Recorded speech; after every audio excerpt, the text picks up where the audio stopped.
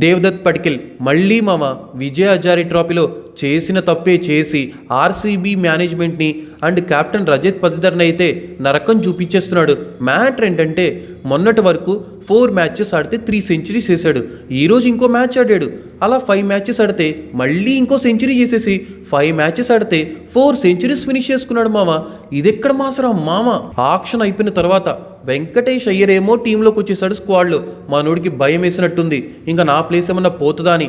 అలాగా ఒక హనుమంతుడు లెక్క ప్రతి మ్యాచ్లో ఉర్ర మాసాడిచ్చేస్తున్నాడు. హనుమంతుడు లంకా దహనం చేసినట్టుగా అవతల టీంని శ్రీలంక లంక అనుకుంటున్నాడేమో మన దేవదత్ పడికల్ అయితే తగలెట్టేస్తున్నాడు మామ. బౌలర్స్ పై విరుచుకుపడి దేవదత్ పడికల్ లంకా దహనం అయితే మొదలెట్టేశాడు. ఈ ఫామ్ని చూసి ప్లేయింగ్ 11లోకి తీసుకోకపోతే ఇప్పుడున్న క్రికెట్ లవర్సే బూతులు తిడతారు ఆర్సీబీ మేనేజ్మెంట్ని, అక్కడున్న వాళ్ళని.